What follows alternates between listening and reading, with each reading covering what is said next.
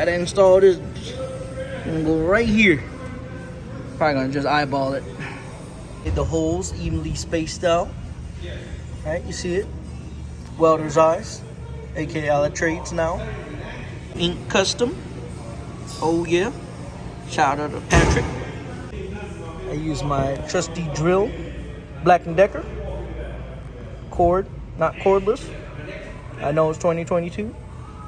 But anyways, yep. But good view of the Ink custom exhaust. Oh, this is how it should look. Just like this. And oh, that's how it is. Put your washers in, drills up, G to G, spaced out correctly. And that's if you want to put your safety bracket here or on the plate. I don't want to put it on the plate because it's too close to the paint. Remove the side skirt, or front lip, excuse me, so I'm under the car. And the messiness of the trunk, but check it out, it fits in there like a glove. And I still got room for activities. Nah, I'm just kidding, but yeah, it fits. And the car looks all stock in its glory now, minus it being lowered.